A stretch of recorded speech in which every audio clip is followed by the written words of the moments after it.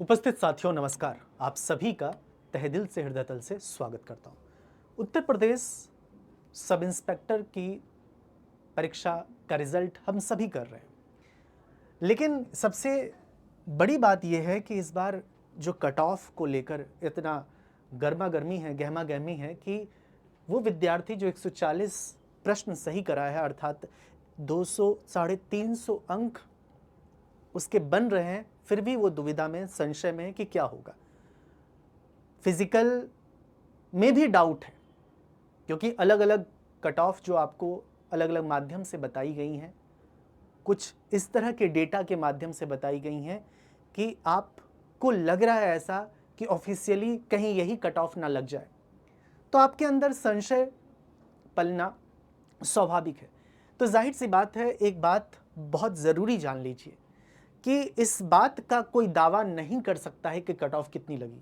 एक संभावना है, एक अटकलें हैं, लेकिन कट ऑफ फिजिकल की इतनी नहीं होंगी कि आप परेशान हो जाएं। कट ऑफ का मतलब ये है कि कट ऑफ होंगी, बिल्कुल होंगी। फिजिकल का कट ऑफ पिछले जो वर्ष है 2021 के अपेक्षा ज़्यादा होंगी, इसमें कोई दो राय नहीं, लेकिन इतना नहीं कि कट ऑफ 350 पार कर जाए फिजिकल के लिए।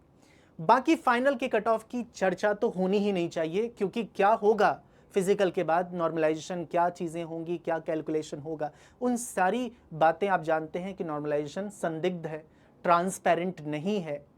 बस कुछ फॉर्मूला और नियम है तो पता चल जाता है ये नॉर्मलाइजेशन। वाकई उसका अगर आप अंदर डेप्थ में जाएं तो आपको रियल में पता चलेगा असल में कि कुछ है ही नहीं। नॉर्मलाइजेशन तो एक ढोंग है, एक नौटंकी है, खेल है ना। तो इसलिए ट्रांसपेरेंट नहीं है। हम कह सकते हैं ट्रांसलूसेंट है, लेकिन ट्रांसपेरेंट नहीं है। तो समय बहुत कम है, किसके लिए? फिजिकल के लिए, क्योंकि आप सभी को ज्ञात हो इसलिए समय कम है, क्योंकि जिस प्रकार से अभी जो नोटिफिकेशन आपको दिखा होगा, जो अलग अलग माध्यमों से आपके पास इंटरनल, क्योंकि ये जो नोटिस है ये आपको ऑफिशियल वेबसाइट पे नहीं दिखेंगे, क्योंकि ये सर्कुलेट होता है।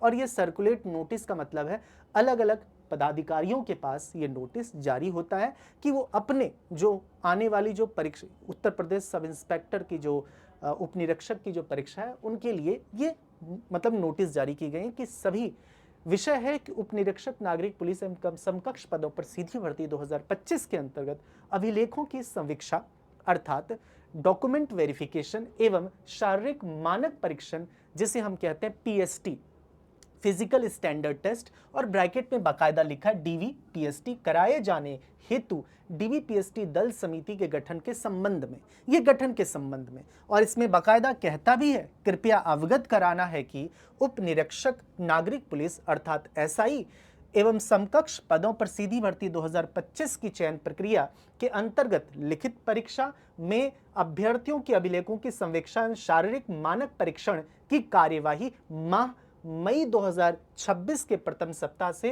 प्रदेश के 75 जनपदों की पुलिस लाइंस में आयोजित किया जाना प्रस्तावित है।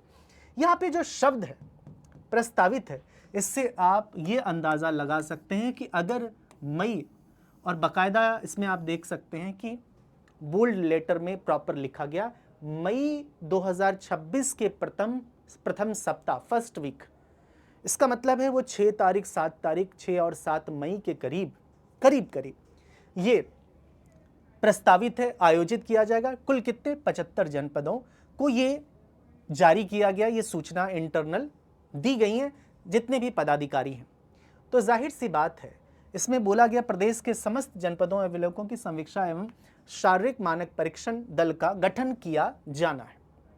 और सिंपल सी बात, इसमें सबसे इंपॉर्टेंट है आयोजित किया जाना प्रस्तावित है। अब अगर ये मई के प्रथम सप्ताह में प्रस्तावित है तो रिजल्ट की संभावना, इसमें कोई दो राय नहीं है कि अप्रैल, अभी अप्रैल की शुरुआत है, आज 6 अप्रैल है, तो हम बोल सकते हैं अप्रैल का प्रथम सप्ताह है। तो ये जो है द्वितीय या तृतीय सप्ताह में या चतुर्थ सप्ताह में आपको इसका रिजल्ट देखने को मिल जाएगा। इसका मतलब ये हुआ कि हमारे पास समय बहुत नाम मात्र का है, इसलिए मैं यहाँ पे आपको स्पष्ट तौर पे कहना चाहता हूँ। और इसमें बाकायदा प्रॉपर नोटिस है, और बाकायदा सभी जनपदों के नाम, सभी जनपदों के जो मंडल हैं उनके नाम, यह जनपद मंडल उसके जनपदों के नाम सब यहाँ पर एक तरह से मेंशन दिया गया है। तो जाहिर सी बात है, अगर आप प्रॉपर तरीके से देखिए, और ये नोटिस ऐसा नहीं है कि कोई फर्जी है, तो ये नोटिस इंटरनल नोटिस है और बाकायदा आप जो अध्यक्ष का जो सिग्नेचर है, पुलिस महानिदेशक उत्तर प्रदेश पुलिस भर्ती एवं प्रोन्नति बोर्ड, और कहने का मतलब ये है कि आप सभी विद्यार्थियों से, अभ्यर्थियों से खास तौर पे निवेदन करता हूं कि समय कम है, इस बारे में जरा भी संशय पालना मत कि मेरे 130 नंबर हैं तो मैं दौड़ूं या ना दौड़ूं। मेरी बात, सब दौड़ो, बस ध्यान रखना कि नंबर जो है 100 से कम हो, एकदम पिछली भर्ती का जो कट ऑफ है उससे कम हो, तो फिर तो वही बात हो गई। मतलब ऐसी कल्पना करना कि यदि हो जाए तो ठीक है, तो इसलिए सबको दौड़ लगानी चाहिए। तो मैं फिर आपसे कहना हूं, तैयारी में लग जाइए, आप फिजिकल में लग जाइए, किसी भी प्रकार का मन में संशय या दुविधा, डायलेमा नहीं लाना है। क्योंकि आप सभी जानते हैं फिटनेस रातों रात नहीं बनती है, क्योंकि आपको पता होना चाहिए, इसीलिए क्योंकि बचे हुए दिन हमारे पास बहुत कम है। इसलिए मैं आपसे निवेदन करूंगा, क्योंकि जिस प्रकार से शारीरिक मानक परीक्षण की बात की जा रही है कि ये तो एक मानक परीक्षण है कि आप 168 सेंटीमीटर, ये सबसे इंपॉर्टेंट बात है। शारीरिक मानक परीक्षण से ज़्यादा इंपॉर्टेंट होता है जिसको हम कहते हैं physical efficiency test. Physical efficiency test का मतलब शारीरिक मानक परीक्षण क्या होता है, आपके पास स्टैंडर्ड होना चाहिए कि आप 168 सेंटीमीटर हैं और सामान्य, अन्य पिछड़ा और अनुसूचित जाति अगर हैं तो 160 लिखा है न्यूनतम, और सीना इत्यादि सब दिया गया है 79, और फुलाने के बाद 84, और अगर आप अनुसूचित जनजाति अभ्यर्थी हैं तो 77, और फुलाने के बाद 82, कुल मिला के, और न्यूनतम 5 सेंटीमीटर सीना अनिवार्य है फुलाने के बाद। ये महिला अभ्यर्थियों के लिए सिंपल 152 सेंटीमीटर है, और जो अनुसूचित जनजाति की महिलाएं हैं, अभ्यर्थी हैं, उनके लिए 147 सेंटीमीटर, महिला अभ्यर्थियों की न्यूनतम 40 किलोग्राम तो होना ही चाहिए। अगर किसी महिला का जो वेट है, अगर वो 38 है, 35 है, तो अपने वेट पे काम करिए, ठीक है। तो ये बात होगी। मेन जो मुख्य बात होती है शारीरिक दक्षता। शारीरिक दक्षता बोले तो इसको हम कह सकते हैं दौड़, और दौड़ की तैयारी में कड़ी मेहनत लगती है। गर्मी का दिन है, और गर्मी ऐसी वैसी नहीं। आप सोचो, चैत माह खत्म हो गया है, वैशाख में हम प्रवेश कर गए। वैशाख और जेठ का माह, ज्येष्ठ का माह, तो माह आप समझते हैं, जेठ की गर्मी। तो आपको इस पे प्रॉपर अभ्यास करना जरूरी है।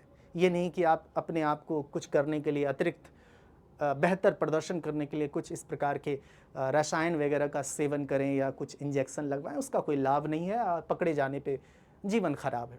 इसलिए आप सबसे ये कि 4800 मीटर अर्थात 4.8 किलोमीटर 28 मिनट में पुरुषों को दौड़ना है, और महिलाओं के लिए है, जो महिला अभ्यर्थी हैं उनके लिए है 2400 मीटर यानी 2.4 किलोमीटर की दौड़ 16 मिनट में कंप्लीट करनी है, ठीक है। ये सभी के लिए, सामान्य वर्ग हो, ओबीसी, एससी, एसटी, सभी के लिए, इसमें कोई रिलैक्सेशन नहीं है, ठीक है। शारीरिक दक्षता परीक्षा में कोई रिलैक्सेशन नहीं है कि आप किस कैटेगरी से आते हैं, ठीक है। तो ये इसमें मेहनत लगती है, इसमें परिश्रम लगता है, उसी के लिए आपको पास समय क्या है, बहुत कम है, रातों रात नहीं होंगी। पहले दिन आप जब से आप दौड़ स्टार्ट करेंगे या दूसरे दिन या कर चुके होंगे, कई ऐसे अभ्यर्थी हैं जिनको अतिरिक्त प्रयास करने की ज़रूरत है, जो यूपी पुलिस कांस्टेबल 60,244 भर्ती में पास हो चुके, उनको क्या ज़रूरत, वो तो ट्रेनिंग, वो तो अद्भुत है, इन सब दौड़ को यूं ही कंप्लीट कर लेगा चुटकियों में। इसीलिए जो पहले दौड़ लगा चुके हैं उनके लिए, जो नए हैं, नए अभ्यर्थी हैं, उनके लिए ज़्यादा आप बोल सकते हैं कि समय बहुत कम है। इसीलिए इंतज़ार बिल्कुल मत करिए, मैं आपसे यही कहना चाहता हूँ, इंतज़ार मत करिए। आप किसी भी, बस इतना रखिए कि आप 120, 124, 128, 132 अपने अपने कैटेगरी के हिसाब से जो भी है, पिछली भर्ती की तुलना, मैं पिछली भर्ती के बारे में भी जानकारी, कट ऑफ के बारे में बताया था, उसको तुलना करके देख लो कि उससे ज़्यादा है, थोड़ा भी ज़्यादा है, तो आप दौड़ की तैयारी करो। बस इतनी सी बात है, क्योंकि आपको समय बिल्कुल नहीं मिलेगा, इसलिए मैं बोल रहा हूँ, ठीक है। ये लिखित परीक्षा फिजिकल वर्दी होगा ही आपका होगा, इसलिए कल नहीं आज अभी मैं आप सभी से निवेदन करता हूँ, सभी साथियों से। देखिए इस वीडियो का एक ही पर्पस है कि आप तैयारी पे लग जाइए, क्योंकि कई बार आप अलग अलग माध्यम से, अब तो कमेंट्स कम आने लगे हैं कि मेरा इतने नंबर हैं, मैं महिला हूँ, पुरुष हूँ, किस अपनी कैटेगरी को भी अंकित करते थे विद्यार्थी और कहते थे कि मेरा होगा कि नहीं होगा। संशय बिल्कुल मत पालिए, तैयारी में फिजिकल की तैयारी के साथ साथ आप उत्तर प्रदेश पुलिस कांस्टेबल की तैयारी भी करिए, और साथ ही साथ जो भी अगर जिन्होंने उत्तर प्रदेश पुलिस कांस्टेबल नहीं देना है वो लेखपाल या अन्य परीक्षाओं की तैयारी साथ साथ करिए, क्योंकि फिजिकल ऐसा नहीं कि आप दिन भर फिजिकल करोगे। फिजिकल जो भी आप फिजिकल में वक्त देंगे, मान लिया जाए 3-4 घंटे रेस्ट भी करेंगे, तो टोटल अगर आप 6 घंटे भी फिजिकल पे लगाते हैं तो फिर भी आपके पास 2 घंटे का आराम भी करेंगे, फिर भी आपके पास समय बच जाता है कि 5 से 6 घंटे आप डेली बेसिस पे पढ़ पाएँ। बहुत बहुत शुक्रिया, धन्यवाद, थैंक यू सो मच।